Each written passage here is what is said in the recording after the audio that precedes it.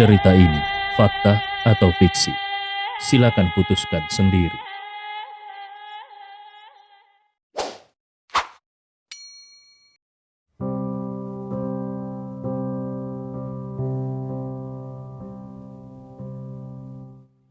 Bab 386. Instruktur? Instruktur apa? Mungkinkah anak ini adalah instruktur di ketentaraan? Tapi kalau mendengarkan nada bicara Li Youran, sepertinya Leon bukan hanya instruktur Li Youran, tapi sepertinya dia juga instruktur pamannya sendiri. Bagaimana ini mungkin? Paman bungsunya yaitu Zhang Yifeng menjabat sebagai wakil kapten tim Huya, tim tempur khusus paling elit di Shu Barat.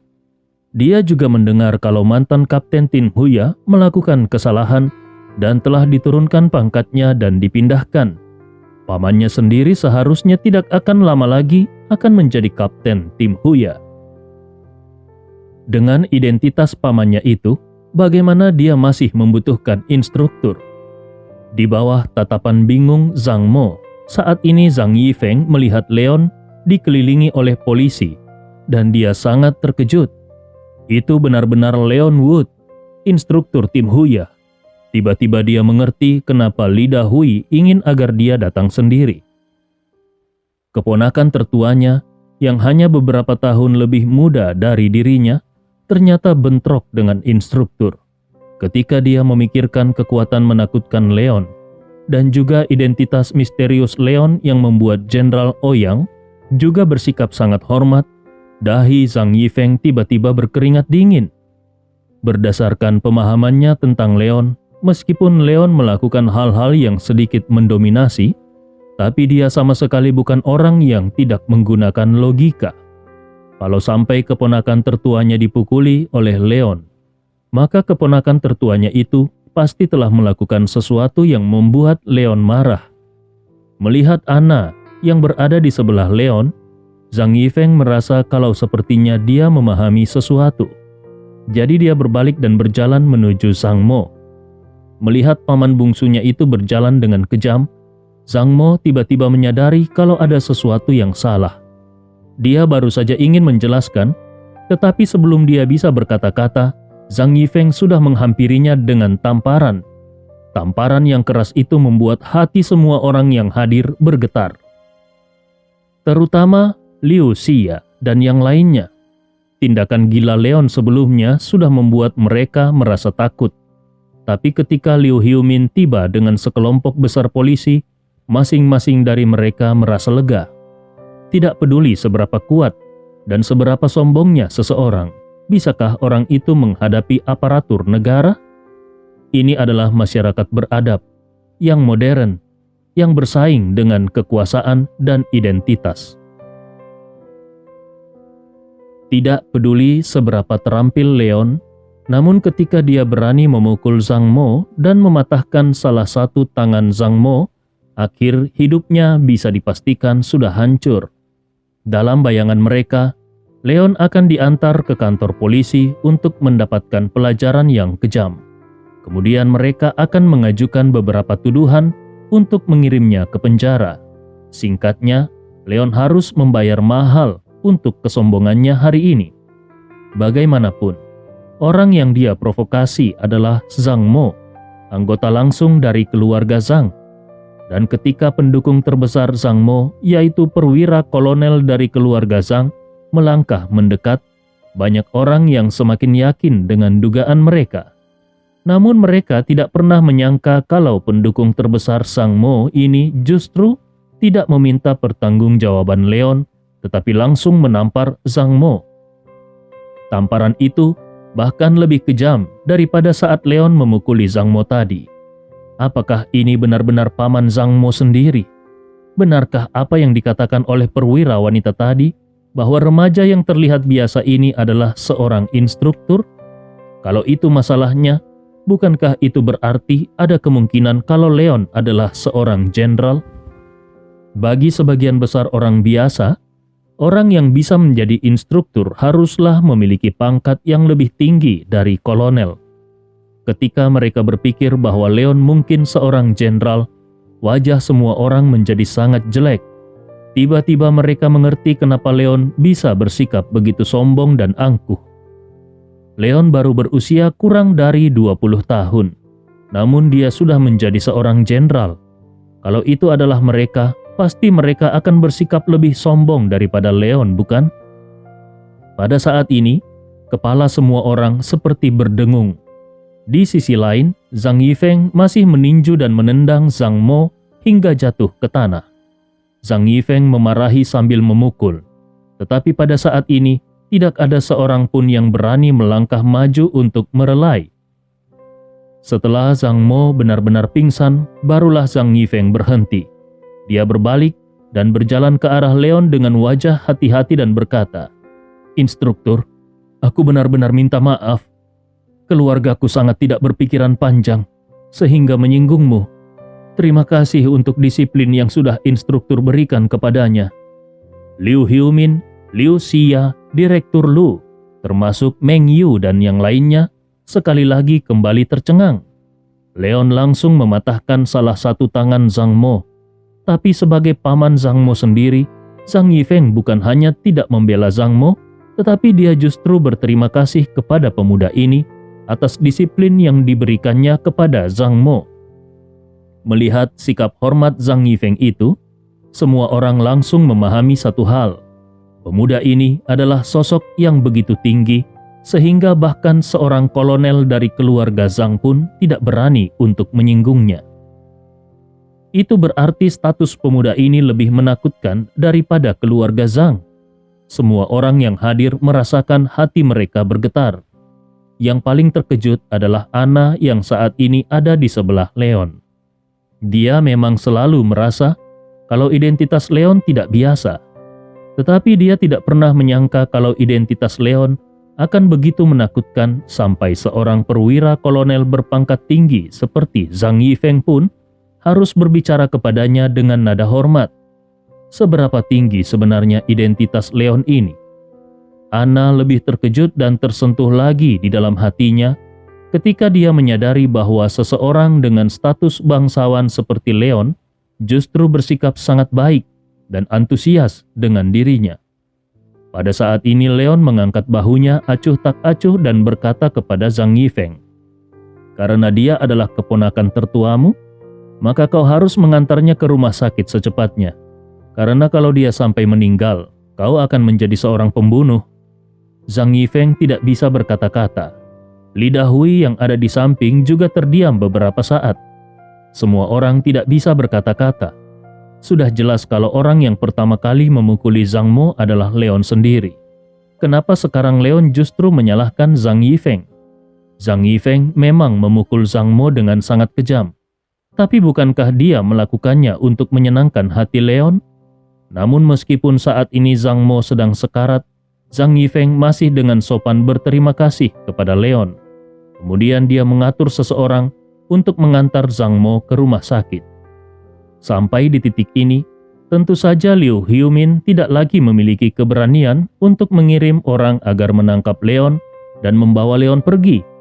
Dia berdiri di tempatnya seperti orang bodoh. Dia tidak tahu apakah dia harus tetap tinggal atau pergi. Untungnya, Leon tidak mau repot-repot memikirkan orang-orang ini. Dia kembali ke hotel dengan mengajak Lidah Hui, Zhang Yifeng, dan Anna. Namun Zhang Yifeng dan Lidah Hui tidak ikut pergi karena sepertinya mereka ingin membicarakan sesuatu dengan Leon. Leon tahu kalau Zhang Yifeng dan Lidah Hui pasti masih memiliki sesuatu untuk dibicarakan. Jadi dia hanya berkata kepada Anna, "Kembalilah ke kamarmu lebih dulu." Sementara itu Anna juga masih merasa sedikit bingung. Namun secara naluriah dia tetap mengangguk dan dengan patuh kembali ke kamarnya. Setelah Anna kembali ke kamarnya, Leon memandang Zhang Yifeng dan berkata dengan senyum tipis, "Apa yang terjadi?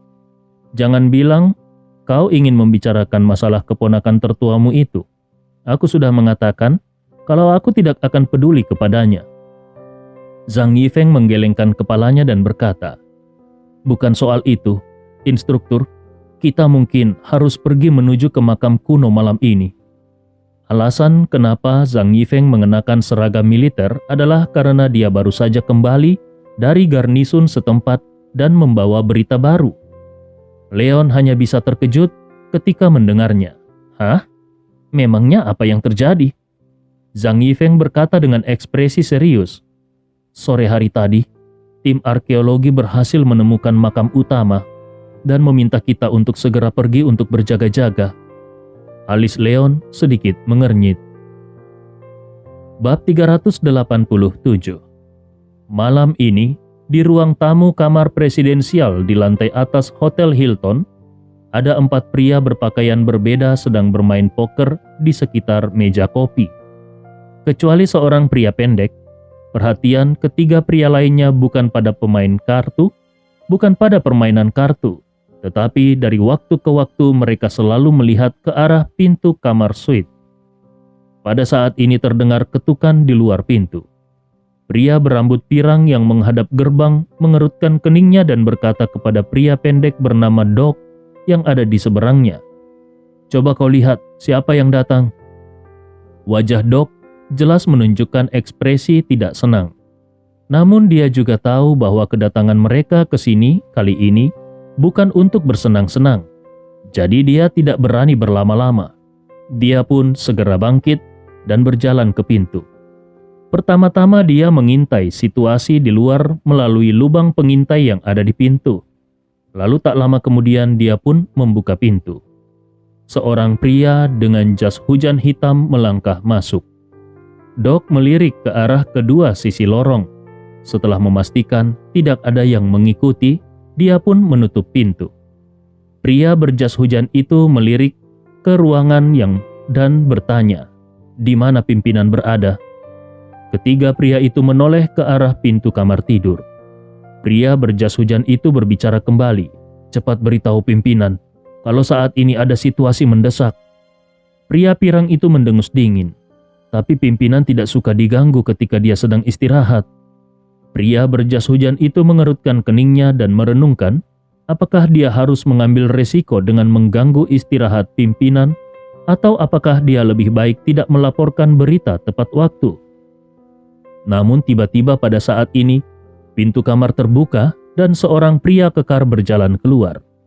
Pria kekar itu melirik pria berjas hujan dan berkata dengan dingin, "Berita apa yang kau bawa?" Pria berjas hujan menundukkan kepalanya dan menjawab dengan hormat, "Pimpinan, makam utama telah ditemukan." Pria kekar itu berkata, "Karena makam utamanya sudah ditemukan, maka bersiaplah untuk mengirim orang-orang ke sana. Yang terbaik adalah kalau kita bisa menemukan pasukannya. Yang terbaik adalah kalau kita bisa menemukan pusakanya sebelum orang-orang dari militer Dragon Tank datang ke sana." Pada saat ini, seorang wanita berparas cantik juga keluar dari kamar tidur pria kekar itu.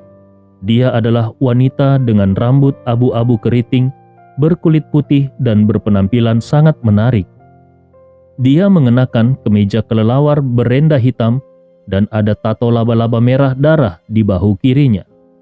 Pada saat ini wanita itu melirik beberapa orang di ruang tamu dan berkata dengan dingin, "Jangan bertindak ceroboh.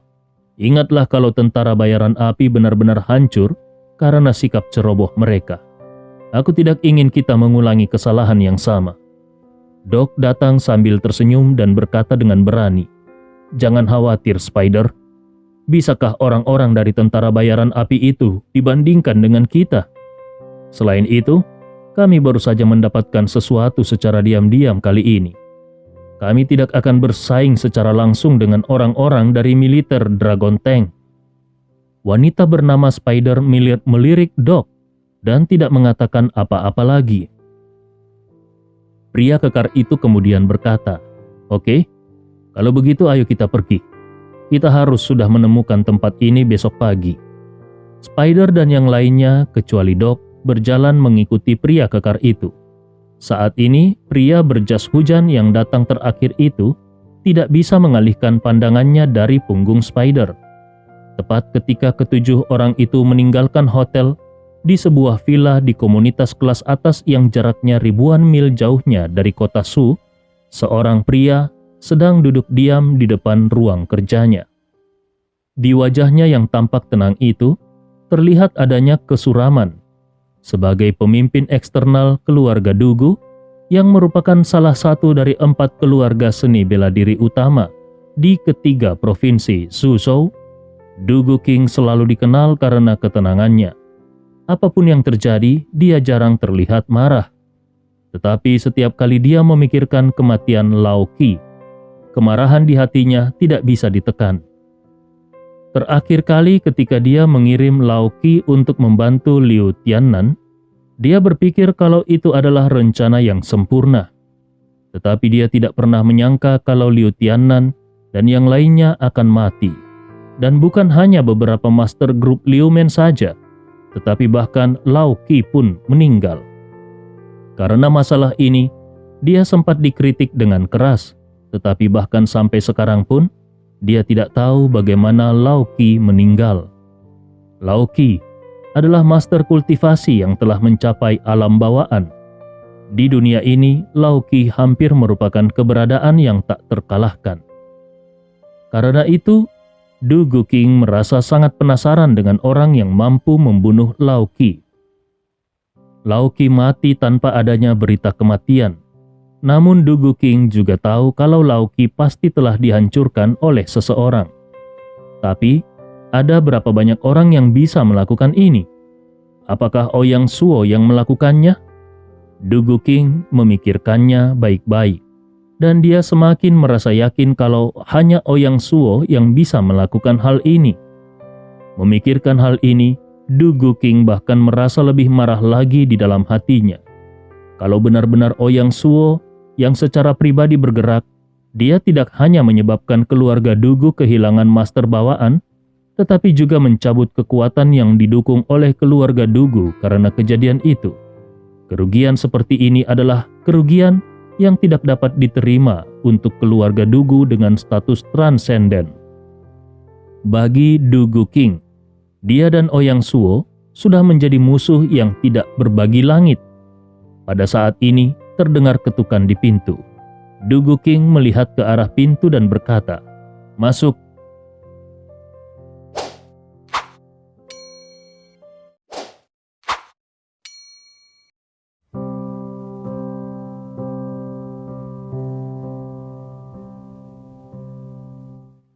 Bab 388. Liu Yufei yang mengenakan satu set cengsam hitam berjalan masuk tanpa banyak ekspresi di wajahnya dan berkata, "Tuan, ada kabar dari Wulong kalau makam utama telah ditemukan." Sejak kematian Liu Tiannan, Liu Yufei tahu kalau grup Liu Men telah berakhir, dan itu juga berarti bahwa sebagai orang paling menonjol di grup Liu Men, masa depannya sudah berakhir. Awalnya dia berpikir kalau dia akan menjadi orang buangan yang tidak berguna. Tetapi tanpa diduga dia direkrut oleh Du Guqing untuk menjadi bawahannya.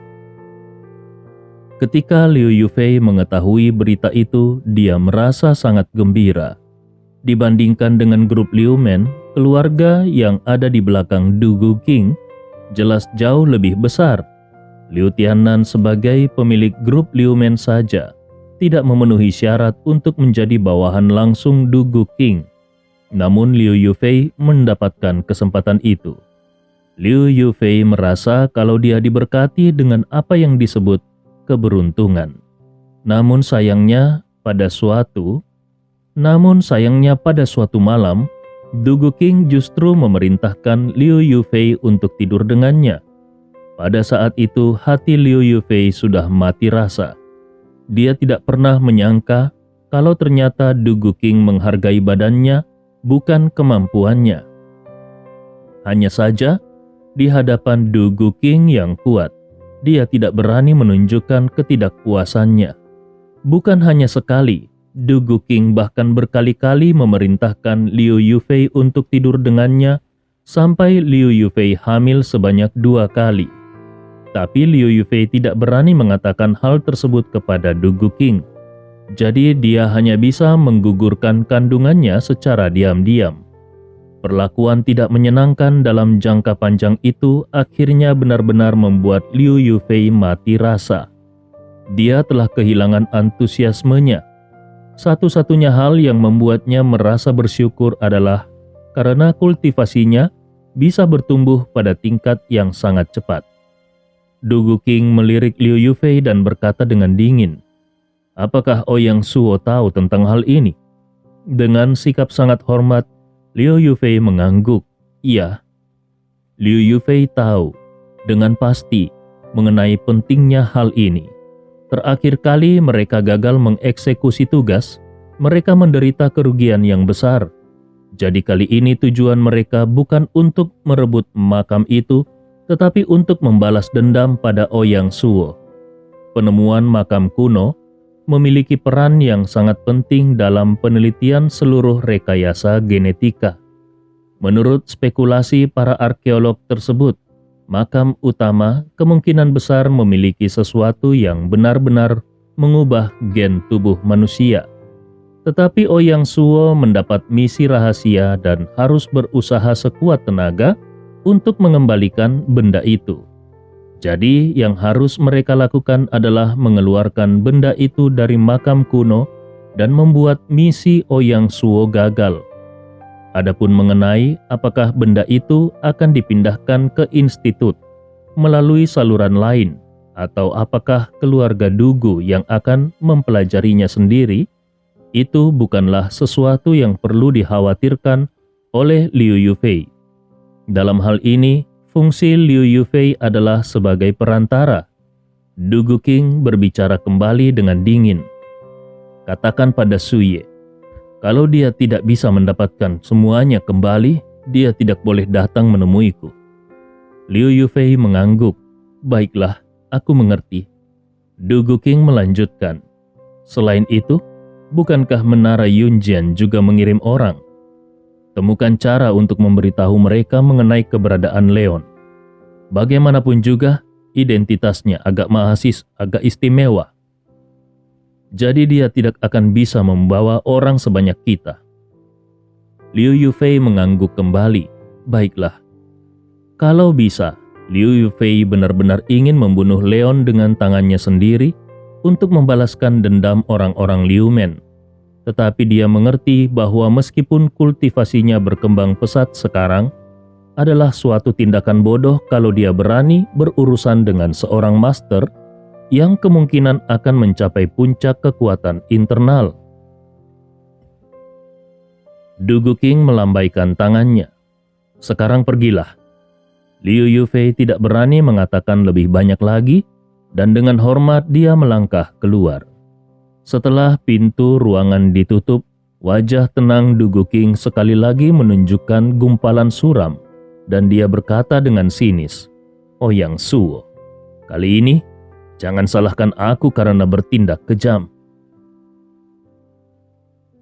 Saat ini, jauh di pegunungan Wulong, di sekitar makam kuno dinasti Zhou Barat, sudah dikelilingi oleh orang-orang dari tentara. Bahkan seekor lalat pun akan sulit untuk terbang melewati penjagaan tentara. Di dalam pusat makam kuno, meskipun sudah larut malam, sekelilingnya masih terang benderang dan ratusan lampu sorot menerangi seluruh camp, sehingga memberikan efek seolah-olah sekarang masih siang. Banyak tentara berompi membawa berbagai alat berjalan bolak-balik di camp. Lokasi makam utama telah dikonfirmasi. Sekarang yang harus dilakukan adalah menggali makam utama sesegera mungkin, atau setidaknya menggali lorong ke gerbang makam kuno. Arkeologi yang ada di sini ini sangat penting. Bahkan jauh lebih penting daripada arkeologi manapun, sehingga perhatian yang diterimanya secara alami tidak sebanding dengan arkeologi di masa lalu. Sebenarnya, para mahasiswa dari Asosiasi Arkeologi Universitas Sudu datang ke sini hanya untuk membantu di pinggiran. Jadi mereka tidak memenuhi syarat untuk memasuki area pusat ini. Di bawah kepemimpinan Zhang Yifeng, terlihat Leon, Li Dahui, Feng Zhennan, Chu Tianhe, dan beberapa elit lain dari tim Huya datang ke tempat kejadian. Tanggung jawab utama mereka adalah secara diam-diam melindungi keamanan camp ini dan mencegah pihak asing menyelinap masuk dari pinggiran dan mengambil barang-barang terpenting di dalam makam. Tidak lama setelah Leon dan yang lainnya tiba, seorang tentara yang mengenakan pakaian sipil datang berlari dan memberi hormat dengan sikap patuh kepada Zhang Yifeng sambil berkata, "Tuan Zhang, jalan menuju makam utama telah dibuka, dan Panglima tertinggi berharap kau bisa mengirim beberapa tentara untuk menemani Profesor Hu turun." Zhang Yifeng tidak berbicara, dia hanya menatap Leon dalam diam. Pengutusan beberapa tentara itu secara alami adalah untuk memastikan keselamatan Profesor Hu dan yang lainnya. Semua orang-orang itu adalah talenta elit negara, sehingga jika terlalu sedikit kesalahan saja pada mereka, itu bisa menyebabkan kerugian besar bagi negara. Sekarang tim Huya merupakan tim paling elit di Shu Barat. Dan saat ini ada orang-orang yang secara alami bertanggung jawab atas penemuan makam ini. Tentu saja wajar kalau orang-orang tersebut mendapatkan perlindungan dari tim Huya. Namun, meskipun dia adalah wakil kapten tim Huya, tapi Leon adalah instruktur tim Huya. Jadi mengenai bagaimana mengatur berbagai hal tentu saja akan ditentukan oleh Leon. Pada saat ini Leon berbicara, "Aku akan pergi ke sana sendiri.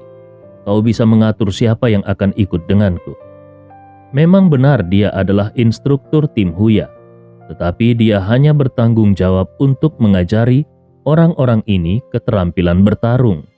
Dalam aspek lainnya sebenarnya dia tidak tahu apa-apa, dan dia tidak ingin mengganggu pengaturan taktis tim Huya.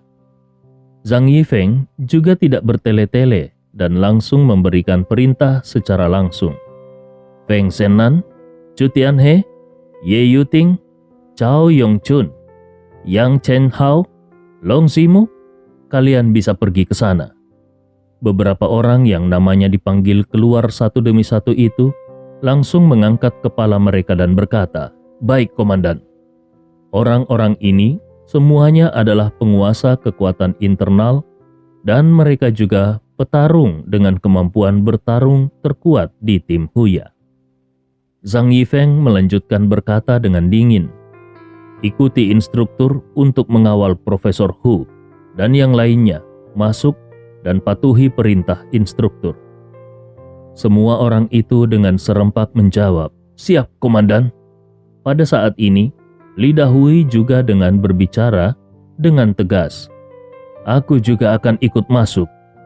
Zhang Yifeng mengerutkan keningnya, meskipun Li Dahui juga belajar seni bela diri, namun tugas utamanya di tim Huya adalah seorang perwira staf. Jadi seharusnya dia tetap berada di belakang untuk hal berbahaya seperti ini. Li Dahui mengabaikan tatapan Zhang Yifeng dan terus berbicara, "Aku sudah mempelajari beberapa feng shui di geologis. Mungkin itu akan berguna nantinya." Zhang Yifeng dan Li Dahui juga sudah saling mengenal selama bertahun-tahun. Jadi Zhang Yifeng tahu seperti apa sifat Li Dahui. Li Dahui adalah orang yang kalau sudah membuat keputusan dibuat, dia tidak akan pernah menarik kembali keputusannya. Zhang Yifeng hanya bisa menghela nafas tanpa daya. Namun Leon langsung berbicara saat ini. "Tidak, kau akan tetap tinggal di sini."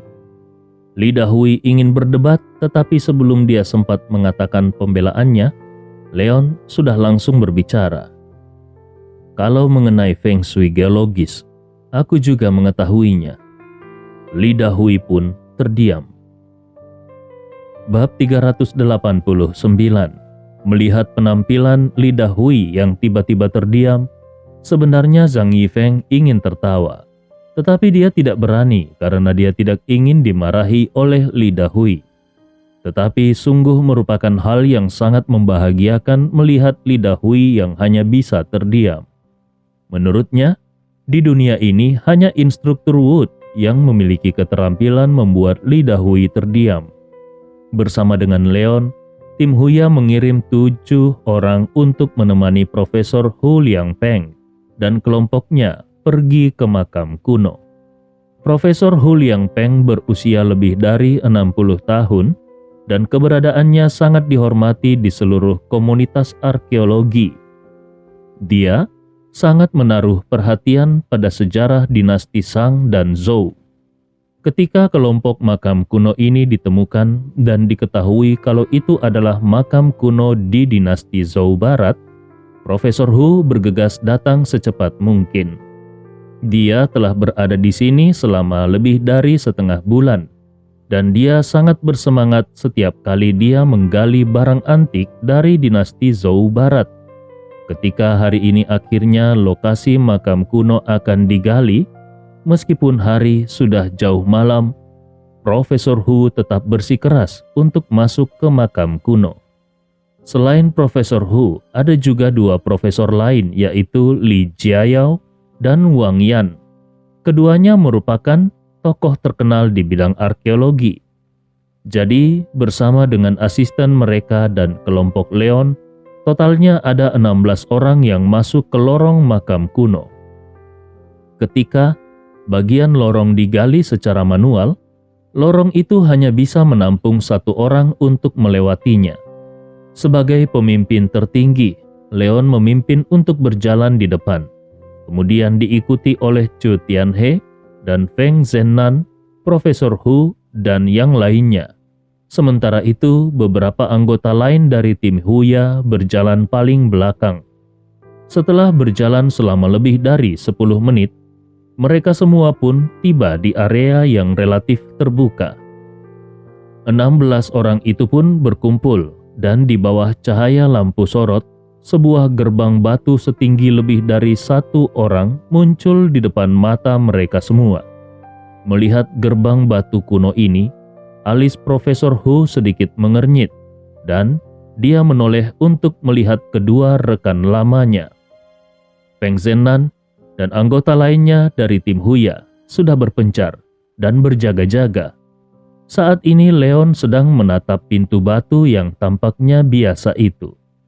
Profesor Hu menyuarakan penilaiannya. Lihat struktur gerbang ini. Ini tidak terlihat seperti kuburan besar. Tidak heran Profesor Hu membuat penilaian seperti itu.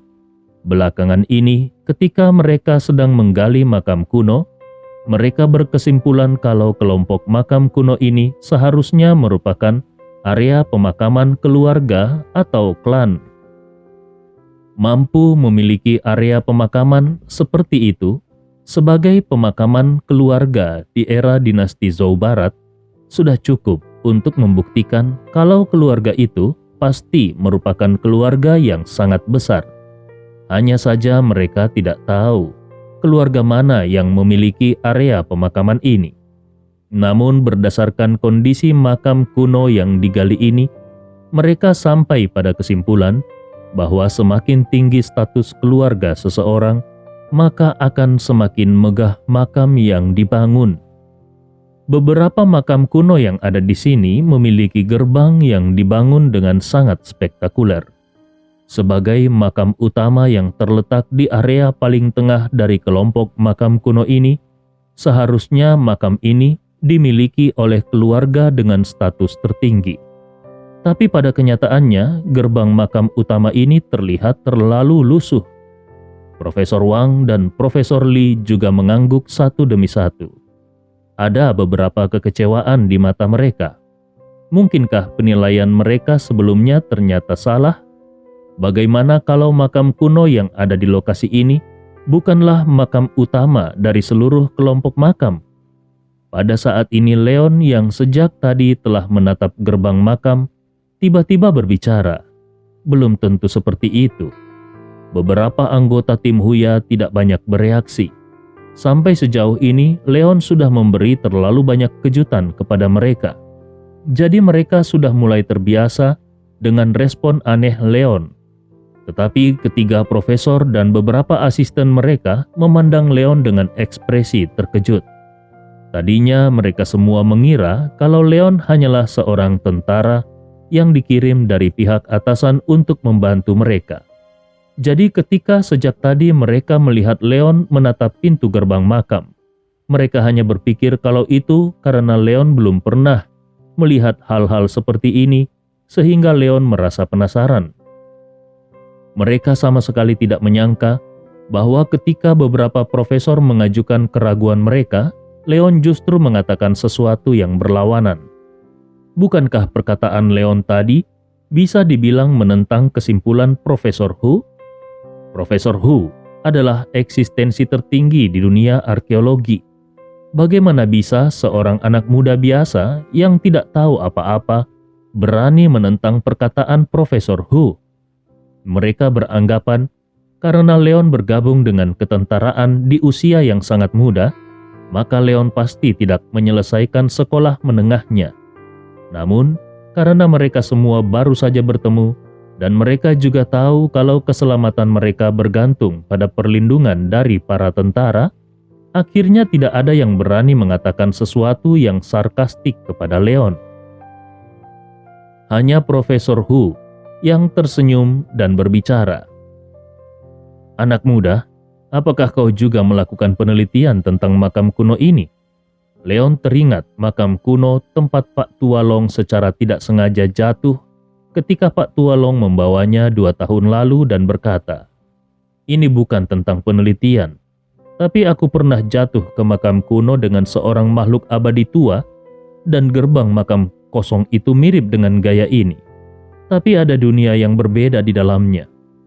Sebenarnya, ketika Leon memikirkannya kembali sekarang, dia selalu merasa bahwa dengan keterampilan Pak Tualong, sama sekali sangat tidak mungkin bagi Pak Tualong untuk jatuh ke dalam lubang yang dalam. Sepertinya orang tua itu melakukannya dengan sengaja. Dia teringat kalau Pak Tualong mengeluarkan banyak harta dari makam kuno. Profesor Hu tidak tahu siapa yang disebut Leon sebagai makhluk abadi tua. Tetapi ada sedikit kecurigaan di matanya, jadi dia pun bertanya, "Apa maksudmu?" "Jatuh ke makam kuno. Makam kuno ini terkubur jauh di dalam tanah. Jadi sangat tidak mungkin kalau ada orang yang secara tidak sengaja bisa jatuh di dalamnya. Apakah sebelumnya anak ini adalah perampok makam? Atau apakah makhluk abadi tua yang disebutkannya tadi itu artinya perampok kuburan?" Bukan hanya Profesor Hu yang memiliki tebakan seperti itu, tetapi kedua profesor lainnya juga saling memandang. Jelas terlihat kalau mereka memiliki tebakan yang sama. Tetapi pada akhirnya mereka menggelengkan kepala mereka secara perlahan. Asisten mereka mungkin tidak mengetahui identitas para tentara ini. Tetapi mereka jelas tahu kalau tim tempur khusus paling elit di Sisu adalah tim Huya.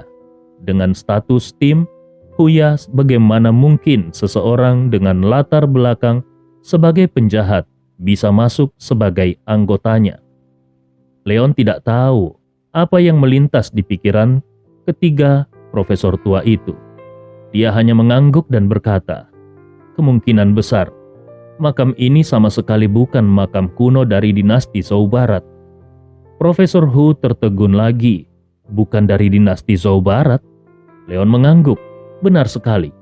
Kupikir kemungkinan besar itu adalah makam kuno dari periode Yin Sang atau bahkan lebih tua lagi." Ketiga profesor tua itu terkejut. Makam kuno periode Yin Sang jauh lebih mewah daripada dinasti Zhou Barat. Jadi makam kuno yang begitu sederhana seperti ini tidak akan pernah ada pada periode Yin Sang.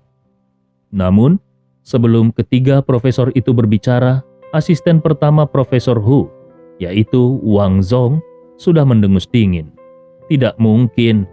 Makam kuno yang digali di sekitarnya semuanya berasal dari dinasti Zhou Barat, dan makam kuno ini terletak di tengah. Jadi jelas ini adalah makam kuno yang berada satu zaman dengan makam kuno lainnya. Bagaimana bisa makam ini menjadi makam kuno di periode Yin Sang? Sebenarnya sudah sejak tadi Wang Zong sudah tidak suka melihat Leon. Alasannya sangat sederhana. Itu karena adik perempuan junior kesayangannya yaitu Li Xiyan sejak tadi hanya melihat Leon dan matanya terus tertuju pada wajah Leon. Sejujurnya Leon memang lebih tampan darinya. Jadi dia merasa sedikit cemburu di dalam hatinya. Hanya saja Leon dikirim dari pihak atasan untuk melindungi mereka. jadi dia tidak bisa banyak bicara. Tapi karena dia adalah seorang intelektual, tentu saja dia tidak akan membiarkan dirinya kalah dari Leon. Dia juga tidak menyangka kalau Leon bahkan tidak memeriksa situasi di sekitarnya, tetapi malah langsung berbicara seperti seorang profesional di sini. Ketika kemudian dia melihat tatapan Lisian, semua emosinya meledak dan dia melampiaskan kejengkelannya kepada Leon. Saat ini Leon melirik Wang Zong dan berkata dengan ringan, "Kubilang, kemungkinan besar makam ini berasal dari zaman yang lebih tua."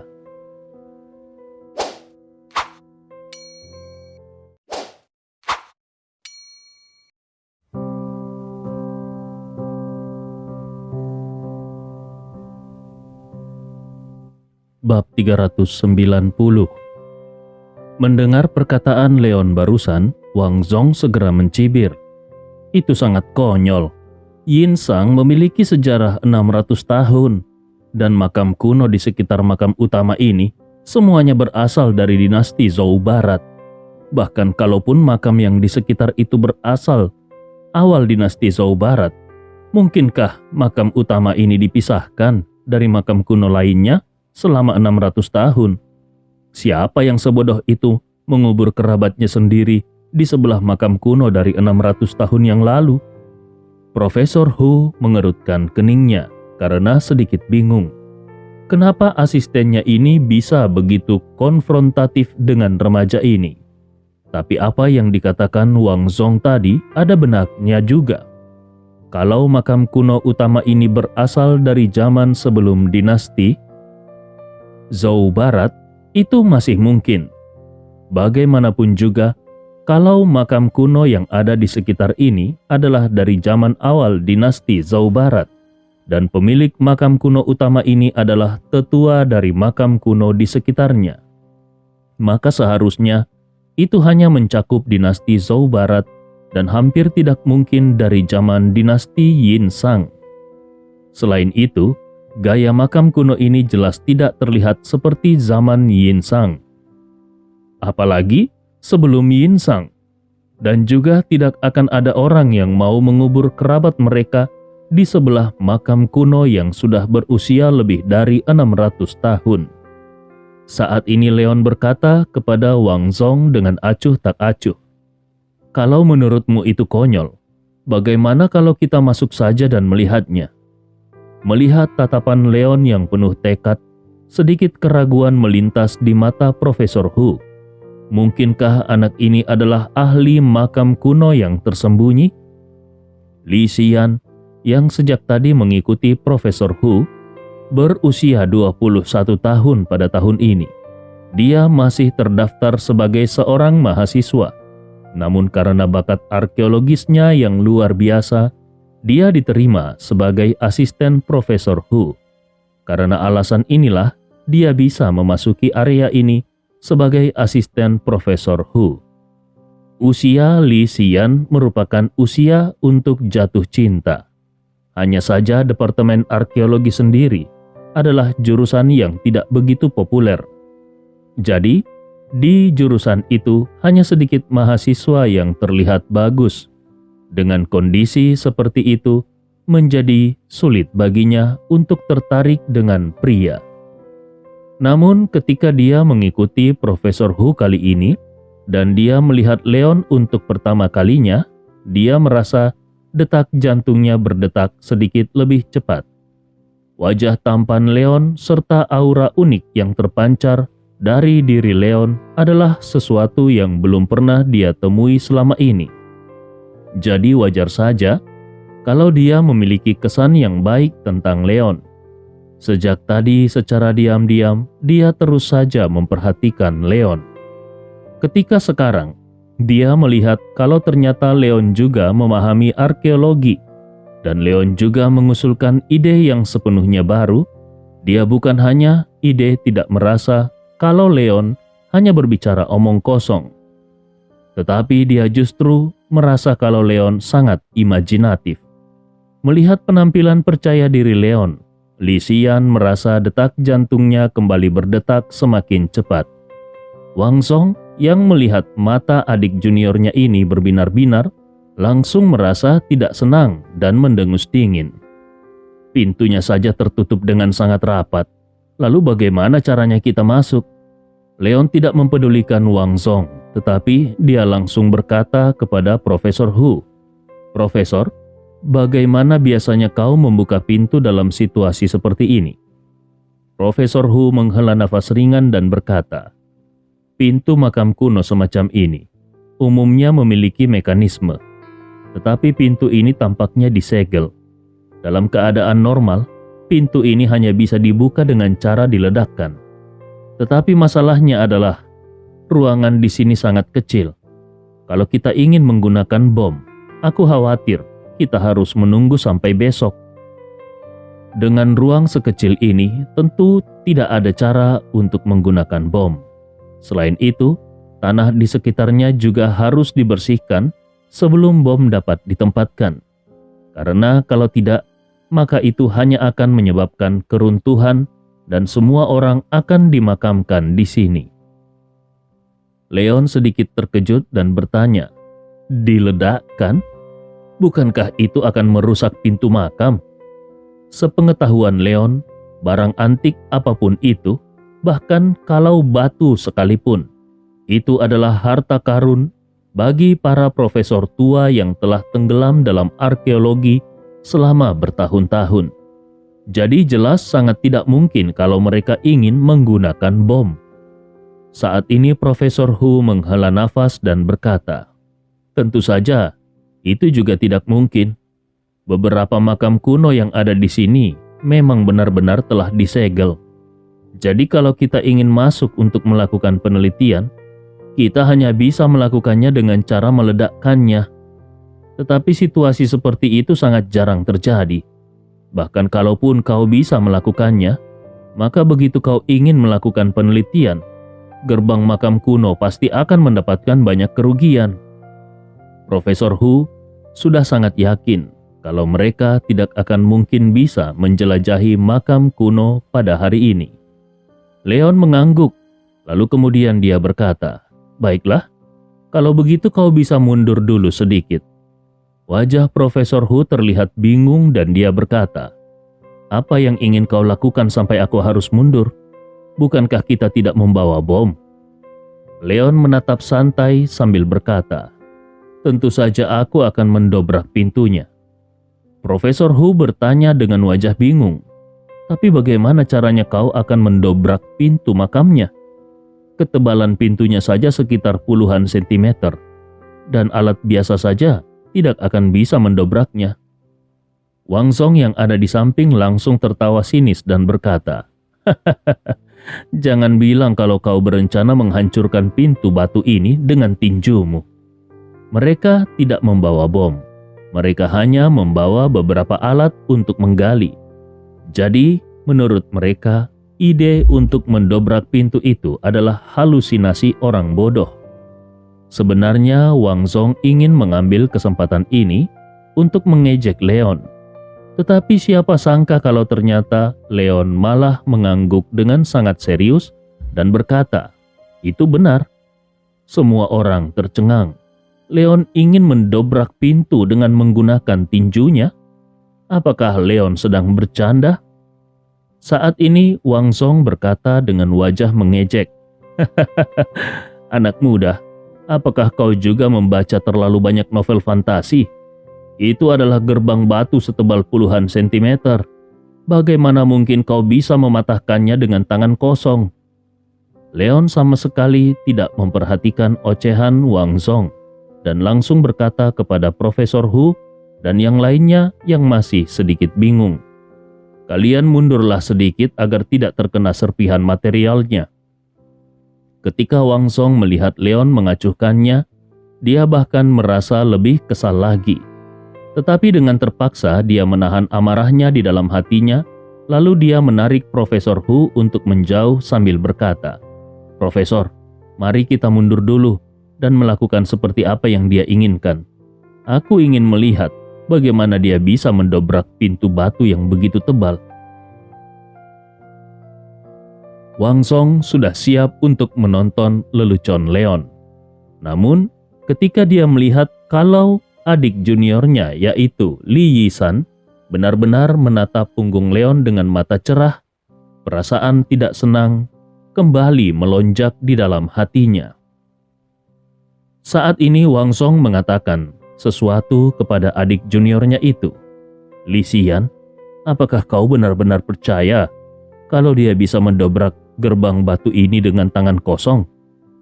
Pintu batu ini saja tebalnya setidaknya puluhan sentimeter. Bahkan kalaupun di sini ada palu, besi, dan alat-alat lainnya, tetap saja dia tidak akan bisa mendobraknya. Menurutku, pemuda itu terlalu banyak menonton film seni bela diri, sehingga dia tidak bisa mengetahui ketinggian langit dari bumi. Li Xian hanya melirik Wang Song sebentar tanpa berbicara. Lalu kemudian tatapannya kembali tertuju kepada Leon. Bukan hanya dia, tetapi juga anggota lain dari tim Huya juga melihat ke sisi ini. Mata mereka penuh dengan rasa terbakar dan mereka semua ingin tahu berapa banyak pukulan yang dibutuhkan Leon untuk mendobrak pintu batu ini. Pada saat ini Leon menarik nafas dalam-dalam dan ki sejati yang ada di tubuhnya berlari dengan liar. Kemudian dia pun melangkah maju dengan tajam dan menghantamkan pukulannya ke gerbang batu dengan keras. Itu adalah pukulan Fajar Naga. Ki sejati yang melonjak ke lengan kanannya terkonsentrasi di tinjunya dan menghantam langsung ke gerbang batu. Terdengar sebuah ledakan yang sangat kuat. Suara besar itu mengguncang telinga semua orang yang ada dan membuat mereka merasa kagum di dalam hati mereka pada kekuatan menakutkan Leon. Namun, ketika mereka melihat ke gerbang batu, mereka menemukan kalau gerbang batu itu masih tidak bergerak dan tanpa retakan sedikit pun. Wang Song langsung tertawa bangga. Aku sudah tahu kalau gerbang batu yang begitu berat dan tebal itu tidak akan bisa dihancurkan oleh tenaga manusia. Namun tiba-tiba pada saat ini ada suara klik di gerbang batu yang berat dan retakan pun muncul di tengah gerbang batu.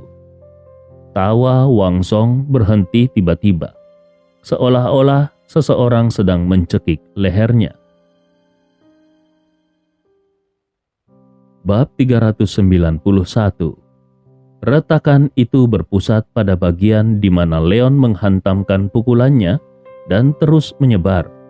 Dalam sekejap mata, seluruh gerbang batu sudah ditutupi dengan retakan seperti jaring laba-laba. Dan akhirnya terdengar suara gerbang yang runtuh. Gerbang batu yang tebalnya puluhan sentimeter itu benar-benar runtuh dan menyebabkan banyak debu di sekitarnya. Profesor Hu tercengang. Profesor Wang serta Profesor Li di sampingnya, termasuk para asisten yang mengikuti mereka, semuanya juga ikut tercengang. Mereka adalah sekelompok arkeolog. Namun meskipun energi terbesar dalam hidup mereka telah difokuskan untuk arkeologi, tetapi ini tidak berarti kalau mereka adalah sekelompok kutu buku. Mereka juga tahu bahwa ada beberapa prajurit di ketentaraan yang sangat kuat dan dapat menghancurkan batu dengan tangan kosong. Tapi masalahnya sekarang adalah gerbang ini merupakan pintu batu yang tidak bisa hancur sekaligus meskipun telah menggunakan bom. Tapi ternyata bisa dihancurkan oleh pukulan pemuda. Apakah ini nyata? Beberapa orang bahkan secara diam-diam mencubit paha mereka, dan rasa sakit yang kuat membuat mereka menyadari bahwa mereka tidak sedang bermimpi. Cahaya di mata Li Xian tidak lagi disembunyikan pada saat ini. Matanya berbinar-binar ketika menatap Leon, seolah-olah dia sedang melihat pahlawan yang menginjak awan beramai-ramai. Pintu batu yang begitu tebal itu benar-benar bisa terbuka dengan satu pukulan. Ini adalah sesuatu yang menurutnya sangat keren. Betapa bahagianya kalau dia bisa menemukan pria yang kuat dan tampan seperti itu untuk menjadi pacarnya. Wang Song juga benar-benar tercengang dan seluruh matanya seperti akan keluar. Dia bahkan tidak memperhatikan mata Li Xian yang sedang berbinar-binar saat ini karena dia masih syok dan bertanya-tanya di dalam hatinya, apakah orang ini masih manusia? Bagaimana mungkin seseorang bisa menghancurkan pintu batu berat setebal puluhan sentimeter hanya dengan tangan kosong? Dia benar-benar ingin menampar wajahnya sendiri untuk membangunkan dirinya dari mimpi ini. Sebenarnya, bukan hanya orang-orang ini, tetapi bahkan orang-orang dari tim Huya termasuk Feng Zhennan dan Chu Tianhe juga melihat semua ini dengan ekspresi ngeri.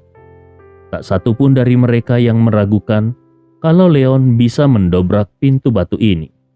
Mereka hanya menebak-nebak berapa banyak pukulan yang akan digunakan oleh Leon, bahkan orang-orang yang paling mempercayai Leon.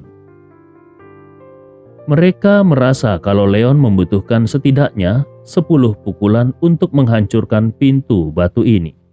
Tetapi ternyata barusan Leon hanya menggunakan 1 pukulan. Dia langsung mendobrak pintu batu ini hanya dengan 1 pukulan. Seberapa menakutkannya sebenarnya kekuatan pukulan Leon tadi. Setelah menyaksikan kekuatan Leon, bahkan Chu Tianhe yang telah lama putus asa menghela nafas dalam-dalam.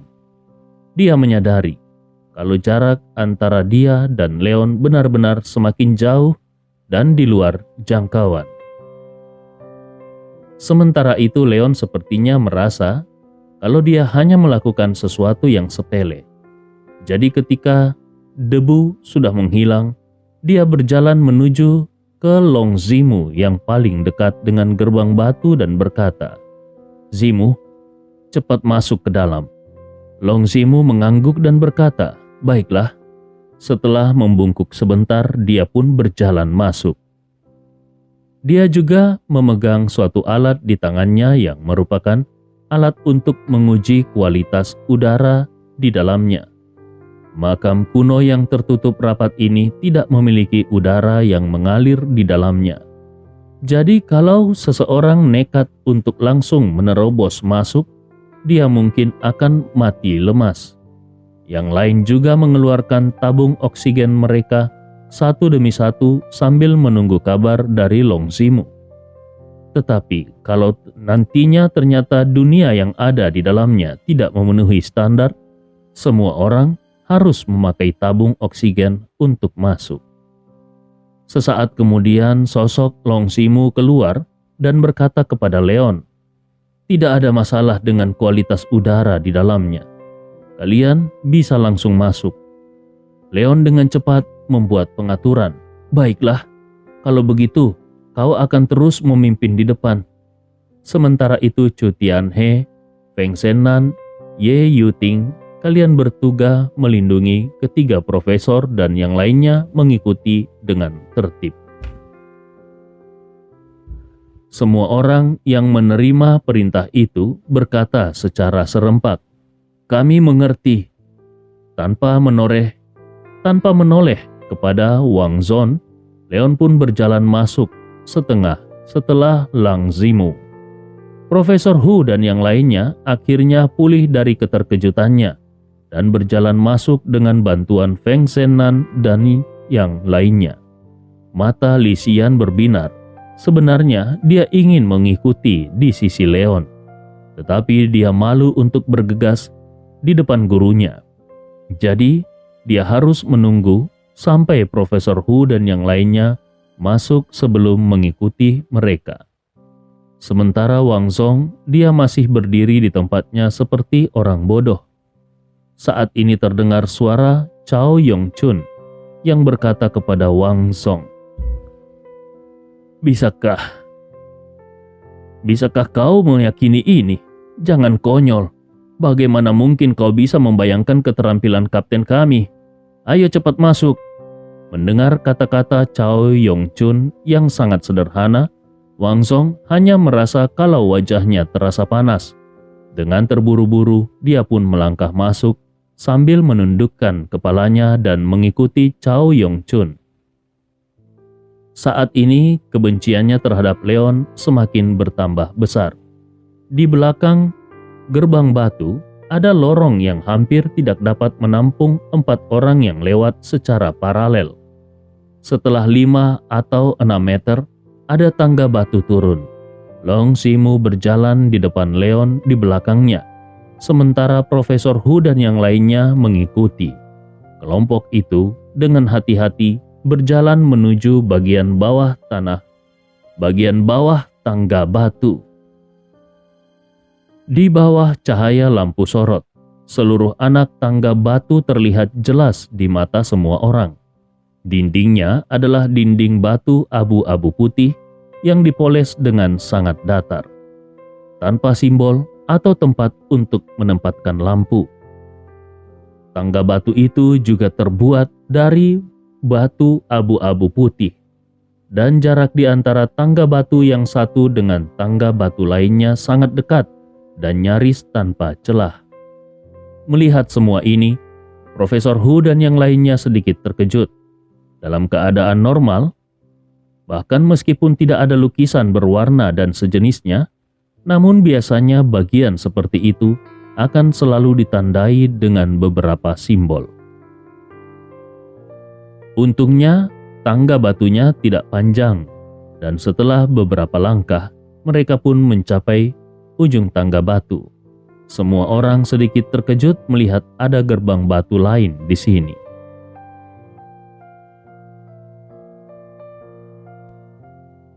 Hanya saja, tidak seperti pintu batu yang benar-benar tertutup barusan. Saat ini terlihat jelas adanya celah di bawah pintu batu ini yang menandakan kalau pintu ini seharusnya bisa diangkat dan diturunkan. Profesor Hu, Profesor Wang, dan Profesor Li saling memandang, dan sinar keterkejutan melintas di mata mereka. Dengan skala gerbang batu ini, bisa dilihat kalau skala macam kuno ini pasti tidak kecil. Kalau demikian, apa arti gerbang batu yang ada di luar? Mungkinkah gerbang batu di luar hanya untuk menyegel makam kuno ini? Pada saat ini, Leon sudah berjalan ke gerbang batu dan dengan hati-hati melihat pola ukiran di pintu batu. Dibandingkan dengan gerbang batu di luar, pintu batu ini diukir dengan banyak simbol aneh, dan posisi tengahnya adalah lingkaran dengan diameter sekitar setengah meter. Di tengah lingkaran ada beberapa rute yang tidak bisa dipahami orang biasa sama sekali. Bahkan pengetahuan Profesor Hu dan yang lainnya seolah tidak ada gunanya ketika mereka melihat rute ini. Rune ini bukanlah teks emas dari dinasti Zhou Barat atau tulang oracle dari periode Yin Sang, tetapi rune aneh yang bahkan belum pernah mereka lihat sebelumnya. Melihat Leon sama sekali lagi tertegun di sana, Wang Zong akhirnya menemukan kesempatan untuk mengejek. Bagaimana? Apakah kau berencana untuk menghancurkannya dengan satu pukulan? Volume pintu batu ini beberapa kali lebih besar daripada pintu batu sebelumnya dan ketebalannya juga jauh lebih tebal. Oleh karena itu, Wang Zong tidak percaya kalau Leon masih bisa menghancurkannya dengan mudah. Leon melirik Wang Zong dan juga mengejek. Apakah kau bodoh? Ini adalah pintu kode. Kalau dia dihancurkan, maka kemungkinannya adalah seluruh terowongan akan runtuh.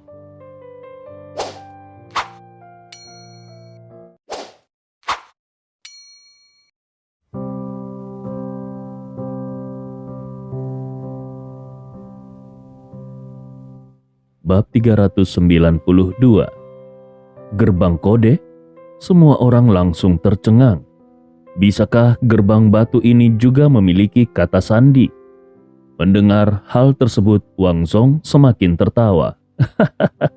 Apakah kau sedang membuat lelucon di sini? Ini adalah makam kuno, bukan ruang bawah tanah, Bang. Bagaimana bisa sebuah makam kuno memiliki gerbang kode? Kenapa tidak sekalian kau katakan kalau ini adalah pangkalan alien? Leon tidak mau repot-repot memperhatikan Wang Zong dan terus fokus mempelajari sandi di pintu itu. Profesor Hu mengerutkan keningnya. Sebagai guru besar dari dunia arkeologi, dia telah memasuki makam kuno yang tak terhitung jumlahnya. Banyak dari makam kuno yang memang benar-benar memiliki desain seperti kunci kombinasi untuk mencegah pencuri makam. Selain membuat rusak parah, kesalahan menebak kata sandi memang memungkinkan untuk memicu runtuhnya seluruh makam kuno. Tapi desain seperti itu umumnya terjadi setelah dinasti Tang dan Song. Setelah kedua dinasti itu, beberapa makam kuno memang memiliki desain seperti itu. Tapi makam kuno ini setidaknya berasal dari dinasti Zhou Barat. Di zaman itu, tingkat pendidikan masih sangat terbelakang. Bagaimana mungkin mereka bisa merancang gerbang kode yang begitu pintar? Namun Profesor Hu bukanlah Wang Zong yang sama sekali tidak mempercayai Leon. Saat ini dengan keyakinan bahwa segalanya mungkin saja terjadi, dia bertanya kepada Leon, "Anak muda, bisakah kau memahami sandi ini?" Leon menggelengkan kepalanya dengan sangat tajam. "Aku tidak mengerti sandinya." Dalam waktu 3 tahun Leon mengikuti Pak Tua Long, dia memang telah belajar banyak hal.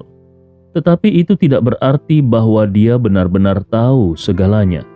Bahkan seandainya Pak Tua Long ada di sini, dia juga mungkin tidak akan bisa mengerti sandinya, apalagi Leon. Profesor Hu bertanya kembali, "Lalu bagaimana kau tahu kalau ini adalah gerbang kode?" Leon menjawab dengan cepat, "Aku hanya menebaknya." Profesor Hu tersentak. Ini adalah bidang arkeologi. Meskipun jurusan arkeologi perlu membuat tebakan yang berani, tetapi tebakan apapun itu harus didasarkan pada dasar tertentu. Leon yang tidak mengerti apa-apa dengan santainya menebak kalau ini adalah pintu kode. Bukankah seharusnya tidak boleh seperti itu? Wang Zong yang ada di samping tidak memiliki temperamen sesabar Profesor Hu.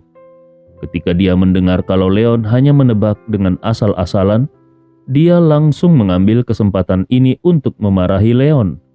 Hanya menebaknya saja. Arkeologi adalah ilmu yang ketat, bukan bidang ilmu yang bisa kau tebak-tebak sesuka hati.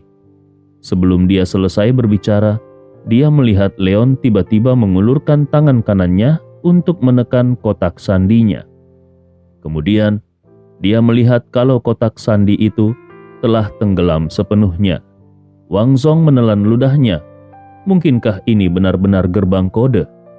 Pada saat ini, Leon menekan beberapa kotak sandi lainnya, dan seperti kotak sandi sebelumnya, setiap kotak sandi tenggelam dengan cepat.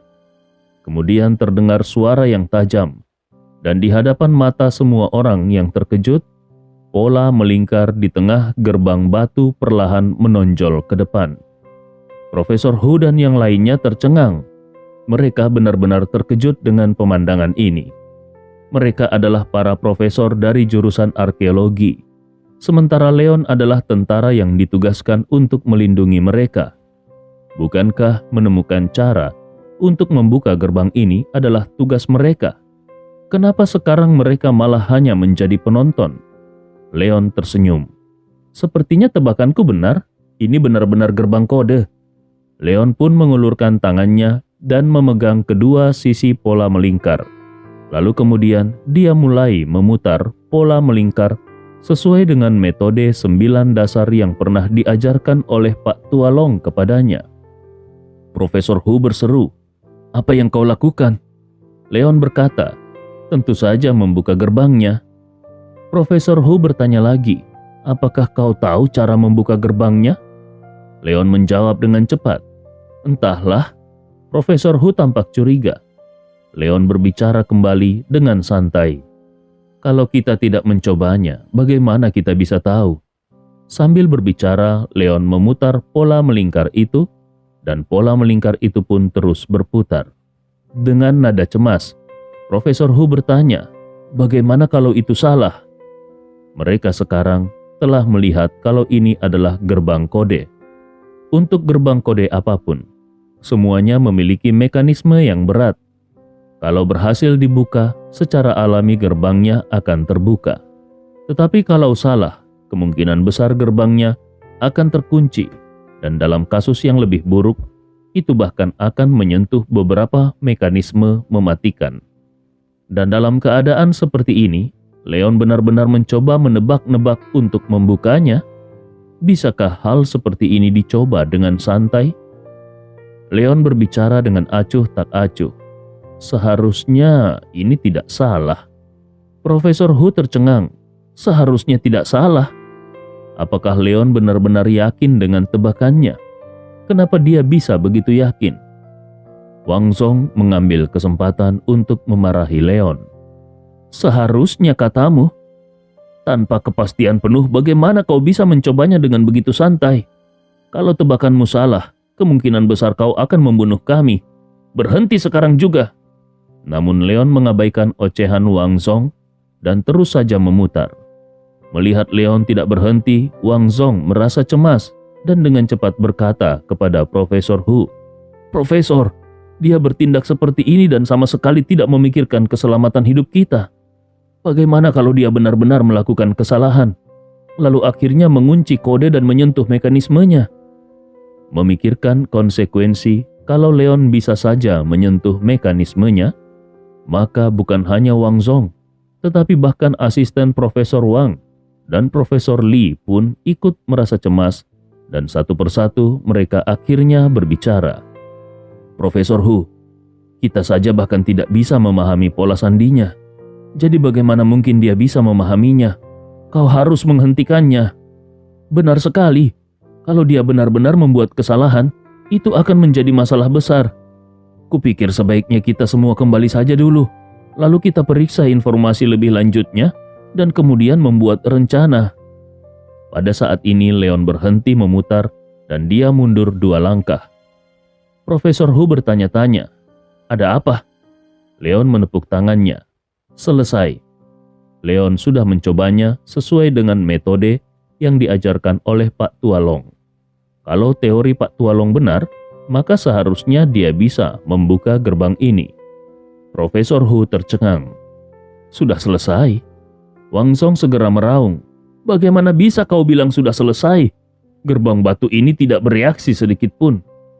Beberapa orang lainnya juga ikut memarahi satu demi satu dengan nada suara yang sangat tidak puas kepada Leon. Bagaimana mungkin kata sandi yang begitu rumit bisa ditangani dengan mudah? Hei, bukankah gerbangnya masih terkunci? Pada saat ini, ada suara keras dari dalam gerbang batu dan semua orang merasa terkejut. Tapi Leon hanya berdiri di sana dengan tenang dan melihat ke arah gerbang batu. Kemudian, di bawah tatapan ngeri semua orang, gerbang batu yang berat itu pun perlahan naik dan memperlihatkan koridor yang cukup besar untuk dilewati beberapa orang pada saat yang bersamaan. Profesor Hu terkejut. Profesor Li dan Profesor Wang juga melihat semua ini dengan ekspresi ngeri. Anak muda ini benar-benar bisa membuka sandi gerbang batu yang bahkan mereka sendiri tidak bisa mengerti. Apa sebenarnya asal-usul anak muda ini? Para asisten yang baru saja mengejek Leon langsung menutup mulut mereka dan diam-diam menelan ludah mereka. Wajah mereka penuh dengan ketidakpercayaan.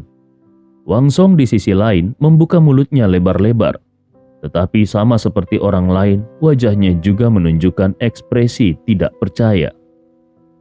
Satu-satunya perbedaan antara dia dengan yang lainnya adalah dia merasa seolah-olah tamparan telah jatuh di wajahnya dan seluruh wajahnya terasa panas.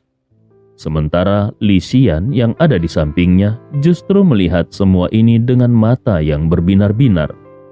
Di dalam hatinya dia bergumam, Pemuda ini terlalu tampan dan jenius. Dalam kasus di mana beberapa profesor saja tidak berdaya, dia benar-benar bisa membuka gerbang kode ini. Di dunia ini, bagaimana bisa ada pria yang begitu sempurna seperti pemuda ini? Bab 393. Leon juga diam-diam menghela nafas lega. Dia mengatakan yang sebenarnya kepada Profesor Hu.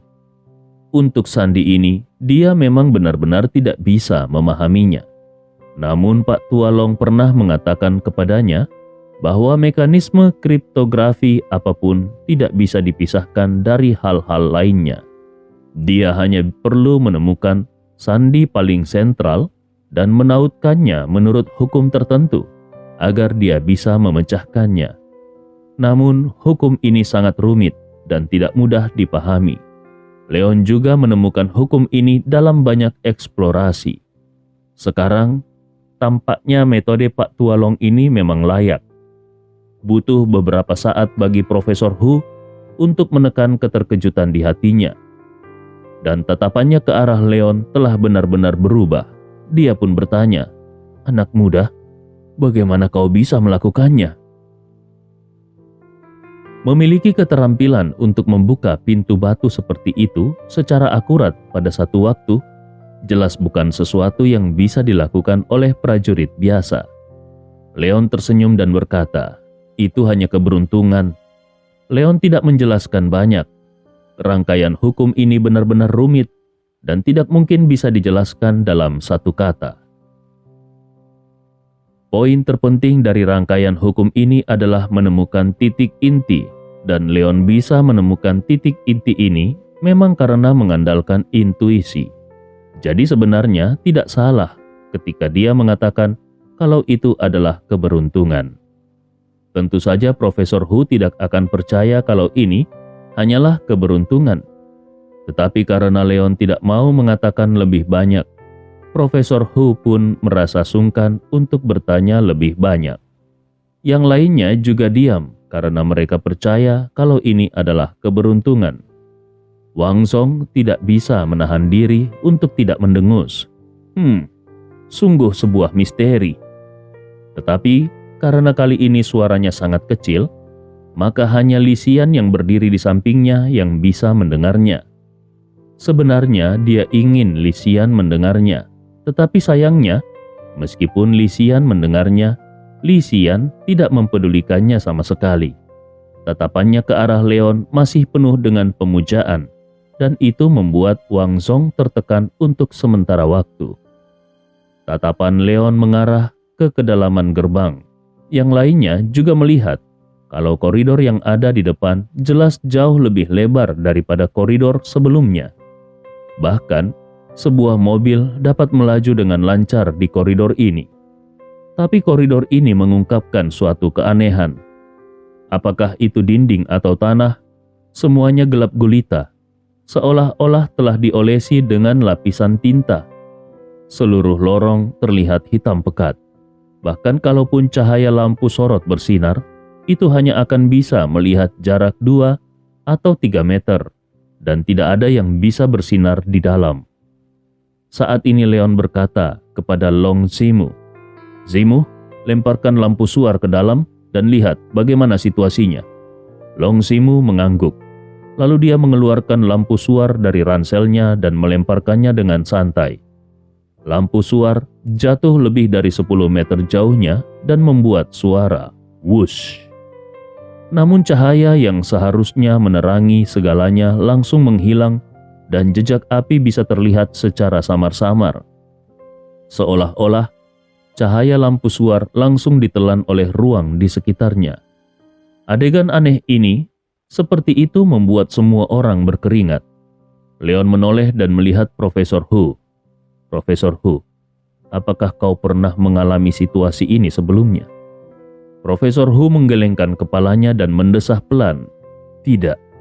Tapi situasi ini seharusnya disebabkan oleh bahan dinding dan lantai yang merupakan bahan penyerap cahaya langka. Seperti yang kau katakan, ini benar-benar kuburan besar." Baru saja, ketika 3 profesor tua menyarankan bahwa ini mungkin bukan makam besar, hanya Leon yang mengajukan keberatan. Dan sekarang tampaknya ini bukan hanya makam besar, tetapi ini makam yang sangat besar. Ketika memikirkan hal ini, Profesor Hu merasakan sedikit rasa malu di hatinya. Dalam hal ini, para profesional yang pandai arkeologi ini tidak sebaik seorang tentara yang datang untuk melindungi mereka.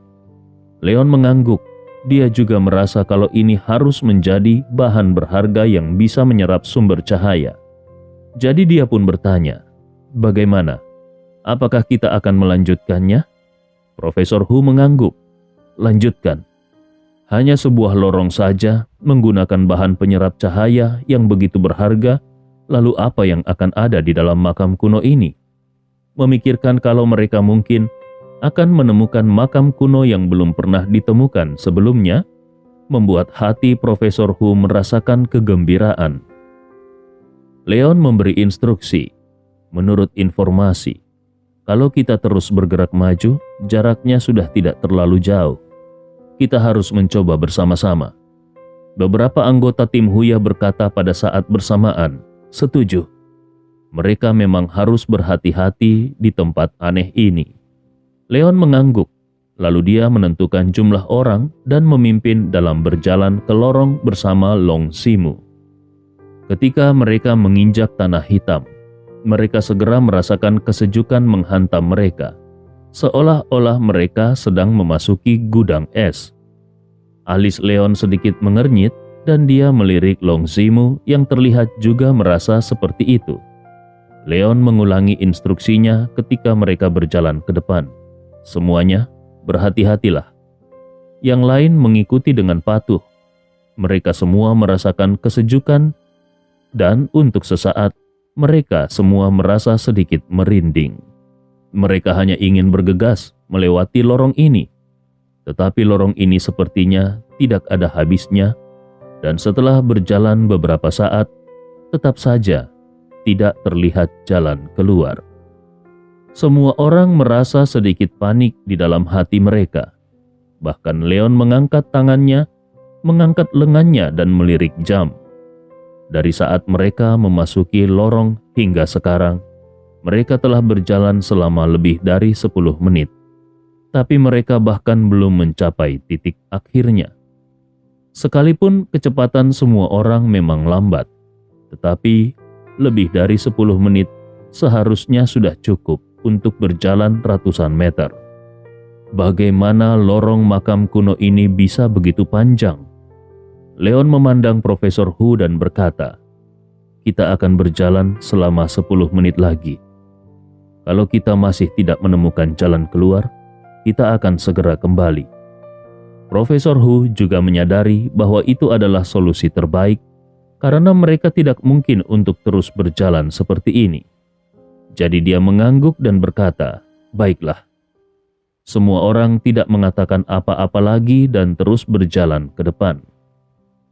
Di dalam lorong kosong, hanya langkah kaki gemerisik yang terdengar. 10 menit berlalu. Saat ini masih belum ada jalan keluar di depan dan Leon sudah berhenti. Bagian ini jauh lebih panjang dari yang mereka kira. Profesor Hu dan yang lainnya juga sedikit terengah-engah. Bagaimanapun, mereka sudah tua dan sekarang sudah larut malam. Mereka sudah kelelahan, hanya saja mereka masih memiliki keinginan kuat untuk menjelajahi makam kuno ini.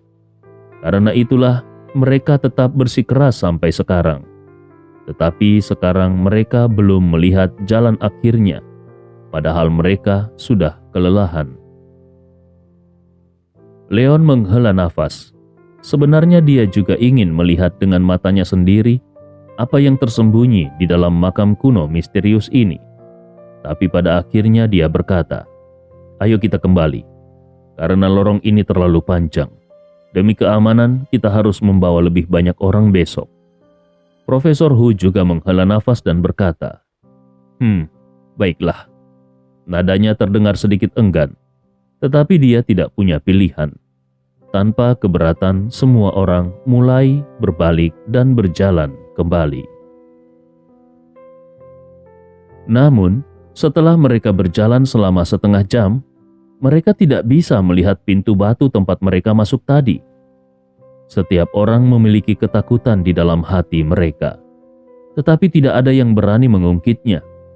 Jadi mereka hanya terus berjalan ke depan. Setelah berjalan hampir 20 menit, masih belum terlihat ada pintu batu. Saat ini Leon berbicara, "Berhenti semua." Ketika mereka masuk tadi, hanya butuh sekitar 20 menit lebih. Tetapi sekarang sudah hampir 1 jam sejak mereka kembali. Namun mereka tidak melihat pintu batu yang awal tadi. Ini sangat tidak normal.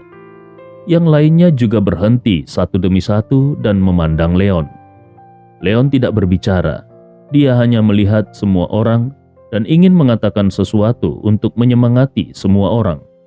Tetapi tiba-tiba dia menemukan bahwa sepertinya ada satu orang yang hilang. Setelah diam-diam menghitung jumlah orang yang ada, ternyata saat ini jumlah mereka hanya 15 orang. Aura dingin menghantam seluruh tubuh Leon.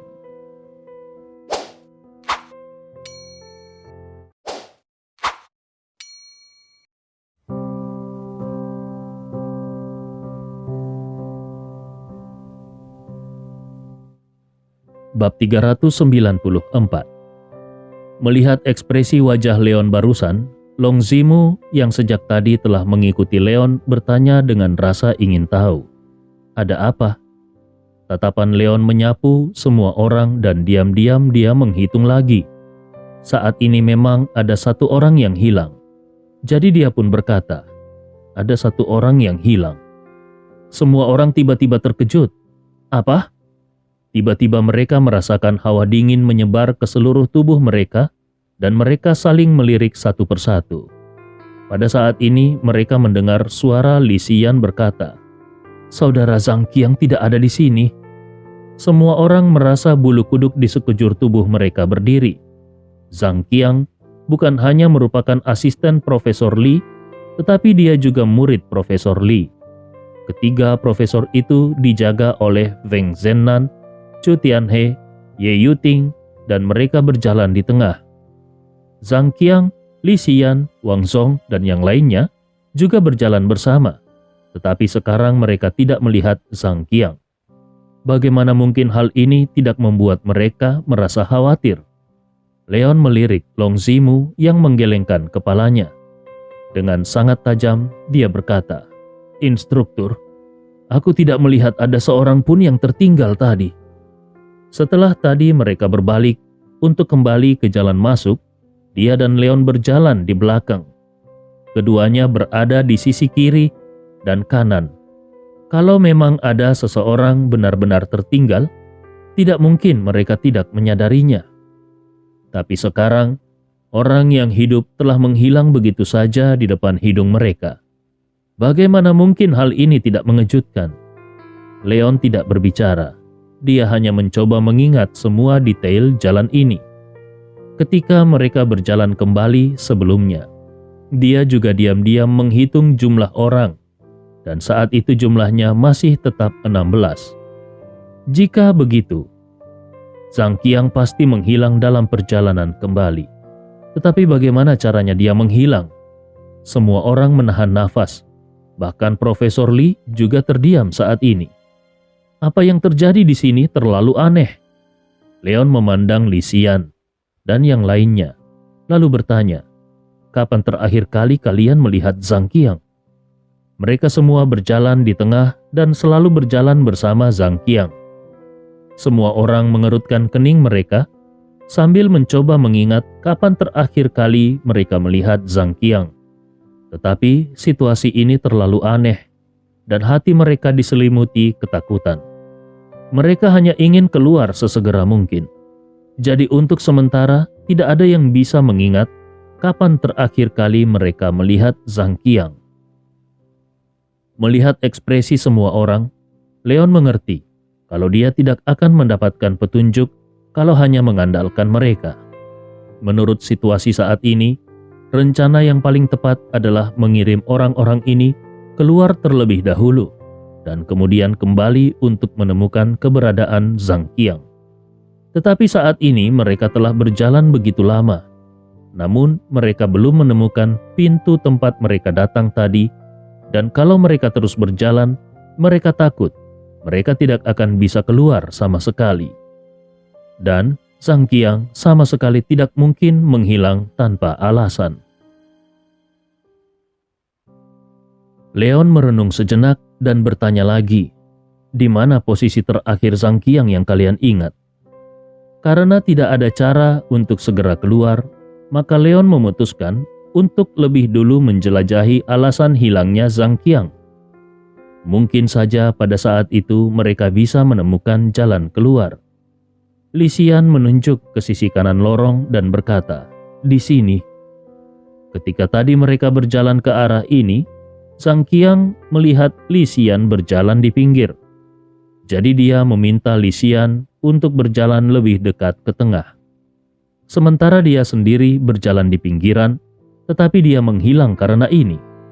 Leon tidak berbicara, melainkan melangkah ke dinding di sebelah kanan dan dengan hati-hati mengamati situasi dinding dengan lampu sorot. Dindingnya sangat halus dan tidak ada bekas apapun di sana. Kemudian dia berbalik dan mengarahkan lampu sorot ke dinding di seberang yang beberapa meter jauhnya.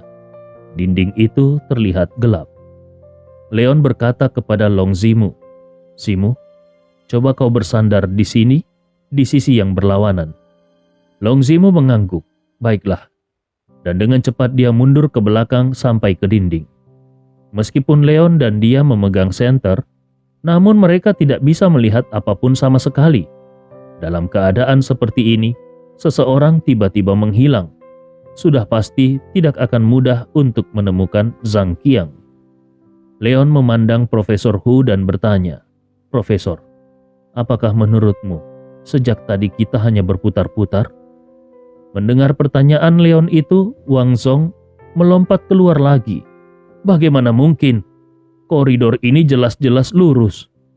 Profesor Hu mengabaikan kata-kata asistennya itu dan mengangguk dengan lembut. "Itu sangat mungkin. Sejak tadi mereka telah berjalan begitu lama. Jangankan hanya sebuah makam kuno, bahkan jika itu adalah istana bawah tanah, pasti sudah sejak tadi selesai dikelilingi. Satu-satunya kemungkinannya adalah mereka telah berputar-putar." Wang Zhong langsung menutup mulutnya dan tidak berani mengatakan apa-apa lagi. Dia bisa berdebat dengan Leon, tapi dia pasti tidak berani berdebat dengan gurunya. Setelah mendengar pendapat Profesor Hu, Leon mengeluarkan belati militer dari sakunya dan mengukir tanda di dinding. Kalau ini benar-benar lingkaran, maka ketika mereka berjalan lagi, mereka pasti akan kembali ke titik semula. Hanya saja, apa yang tidak diduga oleh Leon adalah setelah dia membuat tanda lingkaran di dinding, dalam sekejap tanda itu menghilang seolah-olah tidak pernah ada. Profesor Hu juga memperhatikan ini dan alisnya sedikit berkerut. Bahan dinding ini terlalu aneh.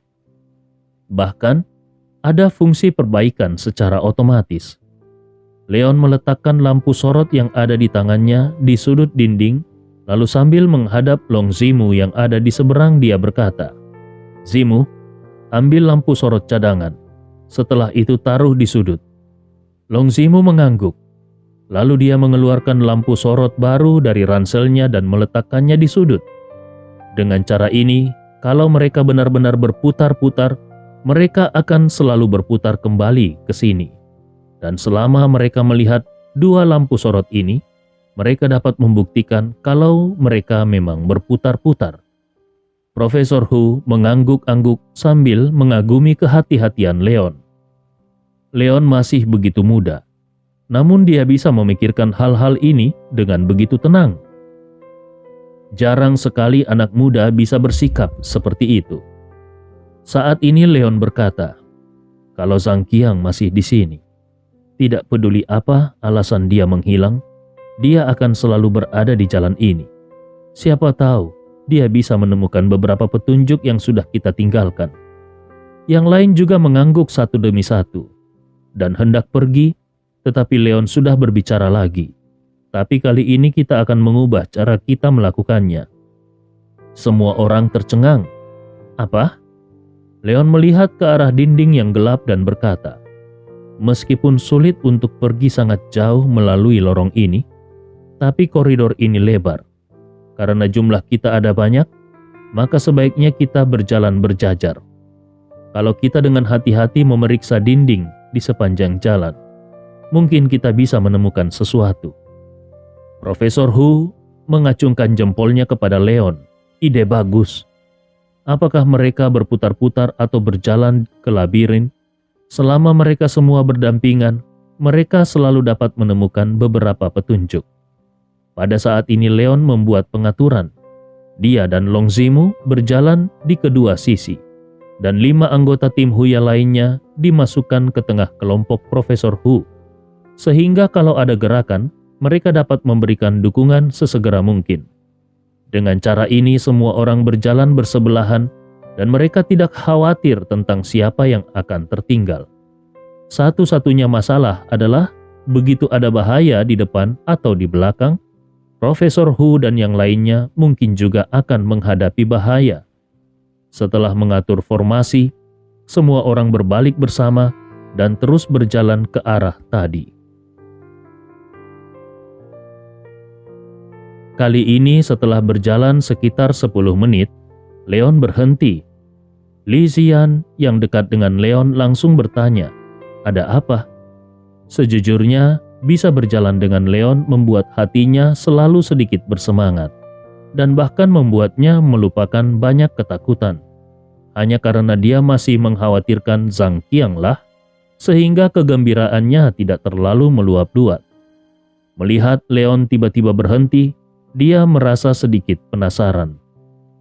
Lampu sorot di tangan Leon bersinar 1 meter di depannya, dan Leon berkata, lihat. Orang-orang yang sedikit lebih jauh tidak bisa melihatnya. Tetapi beberapa orang yang dekat dengan Leon dapat dengan jelas melihat apa yang ada di sana. Itu adalah sepatu, sepasang sepatu pria. Bab 395. Profesor Li juga ikut berkumpul, dan ketika dia melihat gaya sepatu pria, dia berseru, itu sepatu Zhang Qiang. Kekhawatiran di matanya menjadi lebih kuat. Zhang Qiang adalah muridnya yang paling dibanggakannya. Tetapi sekarang hanya sepatu ini yang tersisa di sini. Dia tidak tahu apakah Zhang Qiang masih hidup atau tidak. Setelah mengkonfirmasi kalau itu adalah sepatu Zhang Qiang, Leon pun segera memerintahkan, Zimu dan Tianhe, kemarilah. Yang lain, lindungi semua orang dan mundur. Chu Tianhe dan Long Zimu dengan cepat datang mendekat, sementara yang lainnya juga dengan patuh mundur sedikit. Dalam situasi ini, bahkan Wang Zong dengan patuh menutup mulutnya dan tidak pernah berani mengatakan apa-apa.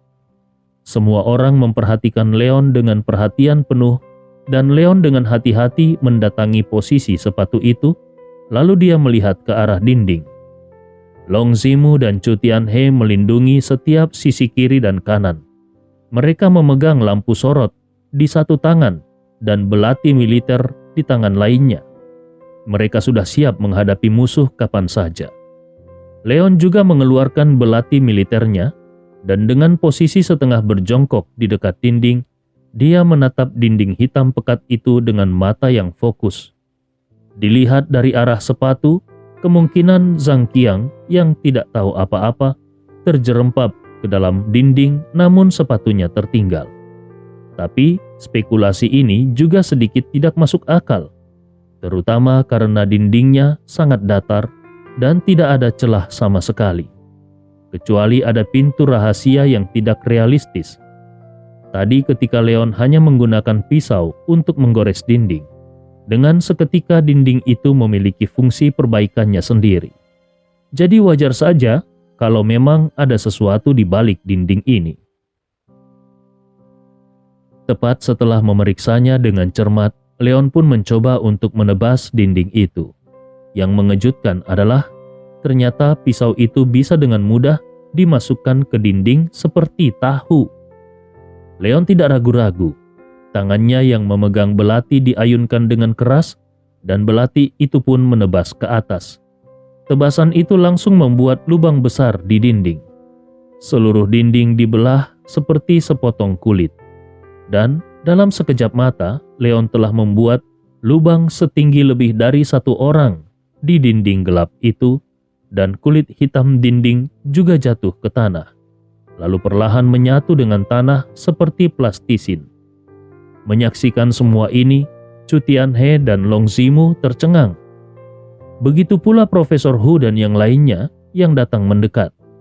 Tidak ada yang menyangka kalau pintu masuk ke makam kuno ini rupanya tersembunyi di dinding hitam ini. Dan bahan yang menempel di dinding ini entah terbuat dari bahan seperti apa. Kulit dindingnya bukan hanya memiliki fungsi perbaikan otomatis, tetapi juga dapat diintegrasikan dengan benda lainnya. Kalau bukan karena penemuan sepatu Zhang Qiang, mereka pasti tidak akan pernah menemukan pintu masuk ini. Leon mengangkat senter di tangannya dan menyorotnya ke dalam. Dia menemukan kalau di pintu masuk ada kolam, dan di kolam itu ada deretan dermaga batu. Dermaga batu itu memanjang ke dalam, dan setelah lebih dari 10 meter, cahaya lampu sorot tidak lagi terlintas jelas. Saat ini Leon memerintahkan, gunakan pistol suar. Long Zimu mengangguk, lalu dia mengeluarkan pistol suar miliknya dan mengangkat tangannya, lalu melepaskan tembakan ke ruang yang ada di dalam. Dengan suara yang keras, suar terbang tinggi di udara hingga jarak puluhan meter. Tanpa bahan penyerap cahaya yang khas, suar itu pun bersinar dan menerangi segala sesuatu yang ada di sekitarnya seperti siang hari. Ternyata di sini ada ruang bawah tanah yang sangat besar. Di depannya ada area air yang panjangnya lebih dari 20 meter. Dan di seberang air ada alun-alun. Namun Leon tidak bisa melihat dengan jelas seberapa besar alun-alun itu. Satu-satunya cara untuk sampai ke alun-alun adalah berjalan melalui dermaga batu di atas air. Profesor Lee mencoba berteriak ke dalam ruangan itu. Sekarang semua orang tahu kalau Zhang Qiang pasti telah jatuh ke ruangan ini. Sangat disayangkan, selain gema suara dari Profesor Lee, tidak ada suara lainnya di tempat ini. Profesor Lee mengkhawatirkan Zhang Qiang dan ingin masuk untuk memeriksa. Tetapi dia langsung ditarik oleh Leon. Melihat perairan yang gelap itu, Leon berbicara, "Kalian tunggu saja aku di sini. Tempat ini mungkin berbahaya." Ketika mereka berjalan sebelumnya, mereka tidak menempel di dinding. Jadi Zhang Qiang tidak mungkin jatuh ke sini tanpa alasan. Kemungkinan besar ada seseorang yang memperhatikan Zhang Qiang dan menariknya ke dalam. Hanya saja lorongnya terlalu gelap untuk memperhatikan apapun. Profesor Lee melirik Leon dan sedikit bersyukur. Tetapi kekhawatirannya tentang muridnya bahkan menjadi lebih kuat lagi. Leon berbalik ke arah Long Zimu yang ada di sebelahnya dan berkata, "Zimu, siapkan suar kapan saja." Long Zimu mengangguk, "Baiklah." Chu Tianhe dan yang lainnya juga mengeluarkan senjata mereka satu demi satu dan bersiap untuk merespons kapan saja. Leon tidak banyak berbicara. Sambil memegang belati militer di tangannya, dia masuk ke dalam mulut gua dan dengan hati-hati menginjak dermaga batu pertama. Dermaga batu ini sangat tenang. Untuk mengetahui kedalamannya, Leon mengeluarkan pisau kecilnya dan melemparkannya langsung ke dalam air. Tapi tidak ada suara benda jatuh ke air. Yang ada adalah suara benda jatuh ke dalam minyak, lalu perlahan-lahan tenggelam ke bawah. Ketika pisau itu benar-benar terendam di dalam air, tidak ada jejak sama sekali dan permukaan air juga sepertinya menyerap cahaya. Leon melirik kembali ke kulit yang terintegrasi secara bertahap, dan samar-samar merasa bahwa bahan hitam dari dinding dan tanah di lorong itu mungkin adalah zat yang sama dengan air hitam pekat ini. Sambil menarik nafas dalam-dalam, Leon melangkah ke dermaga batu lain dengan satu kaki. Situasi masih aman, jadi Leon terus berjalan ke depan. Pada saat dia menyeberangi seluruh air dan melangkah ke alun-alun yang berlawanan, tidak ada apapun yang terjadi. Sampai di sini, semua orang menghela nafas lega.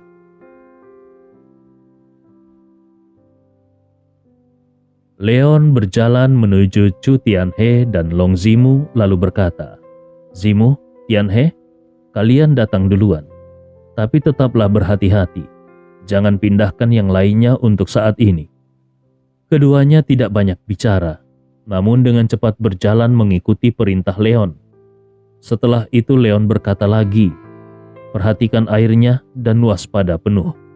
Setelah ini, yang lainnya akan datang satu persatu." Chu Tianhe dan Long Zimu membawa senapan mesin ringan dan mengawasi pergerakan di atas air. Kemudian Profesor Hu dan yang lainnya juga datang satu demi satu. Sampai Yang Chen Hao yang datang, tidak ada yang terjadi. Di sisi lain, akan ada satu orang tersisa dan itu adalah Cao Yongchun.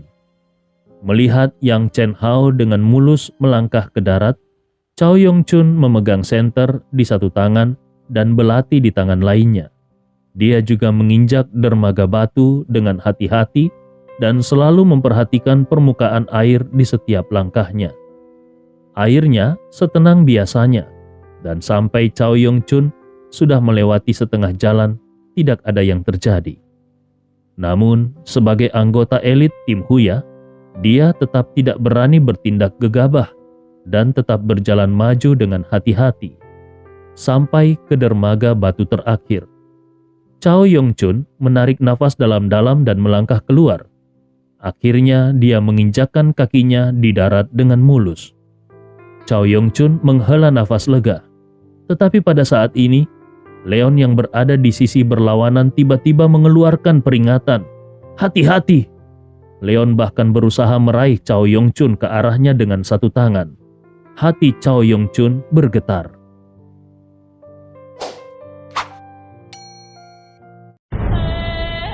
Cerita ini fakta atau fiksi? Silakan putuskan sendiri.